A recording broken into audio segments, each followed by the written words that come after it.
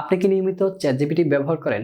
পড়াশোনা, ফেসবুকের ক্যাপশন ঠিক করা থেকে শুরু করে আপনার মন খারাপের সঙ্গী হয়ে উঠেছে চ্যাটজিপিটি বা অন্য কোনো এআই মডেল? উত্তর যদি হ্যাঁ হয়, তবে আপনার জন্য রয়েছে কিছু ঝুঁকি। আজ কথা বলবো তেমন কিছু ঝুঁকি নিয়ে। 2022 সালের জুন থেকে 2023 সালের মে মাসের মধ্যে 1 লাখেরও বেশি চ্যাটজিপিটি অ্যাকাউন্ট হ্যাক হয়েছে, যা পরবর্তীতে বিক্রি হয়েছে ডার্ক ওয়েবে। কোন কোন তথ্য চ্যাটজিপিটি বা অন্য কোনো এআই মডেলকে দেওয়া ঠিক হবে না, চলুন তা জেনে নিই। 1. ব্যক্তিগত শনাক্তকরণ তথ্য। ব্যক্তিগত শনাক্তকরণ তথ্য বলতে বোঝায় এমন সব তথ্য যা কারো পরিচয় স্পষ্টভাবে নির্ধারণ করে বা বর্ণনা করে, যেমন ব্যবহারকারীর পূর্ণ নাম, জন্ম তারিখ, জাতীয় পরিচয়পত্র নম্বর, ঠিকানা, ফোন নাম্বার ও ইমেল।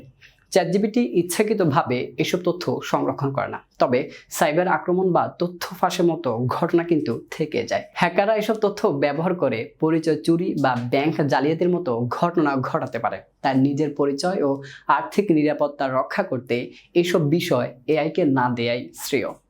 2. আর্থিক ও ব্যাংকিং তথ্য। ক্রেডিট কার্ড নম্বর, ব্যাংক অ্যাকাউন্ট খুঁটিনাটি, মোবাইল ব্যাংকিং, পিন বা পেমেন্ট গেটওয়ে সম্পর্কিত যে কোনো তথ্য চ্যাটজিপিটির মতো প্ল্যাটফর্মে ব্যবহার করাটা অত্যন্ত বিপজ্জনক।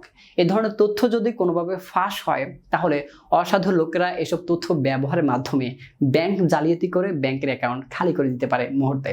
আর্থিকভাবে দেউলিয়া হয়ে যাওয়ার মতো ভয়াবহ ফল ডেকে আনতে পারে। 3. পাসওয়ার্ড ও লগ ইন তথ্য। একে এসব তথ্য দিলে তা হ্যাক বা অবৈধ লগ ইনকে সুযোগ করে দেয়। তাই প্রতিটি অনলাইন প্ল্যাটফর্মের জন্য আলাদা আলাদা শক্তিশালী পাসওয়ার্ড ব্যবহার করুন। কখনোই কোনো কৃত্রিম বুদ্ধিমত্তাকে এসব তথ্য না দিয়ে সঠিকভাবে নিজের নিরাপত্তা নিশ্চিত করতে হবে। 4.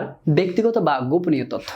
এআই এটি মানুষের মতো বিবেক দিয়ে কিছু চিন্তা করে না বা প্রেক্ষাপট বোঝে না, ফলে গোপন বা সংবেদনশীল ব্যক্তিগত তথ্য এআই এ প্রবেশ করালে তা অনিচ্ছাকৃতভাবে ফাঁস হয়ে যেতে পারে।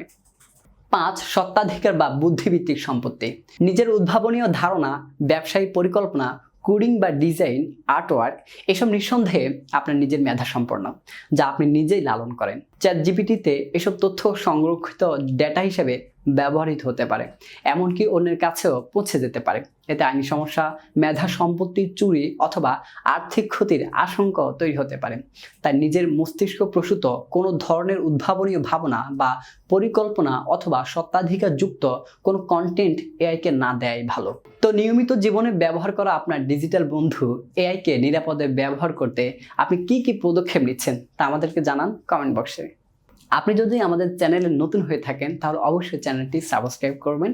আর যদি অলরেডি সাবস্ক্রাইব করে থাকেন, তাহলে অসংখ্য অসংখ্য ধন্যবাদ।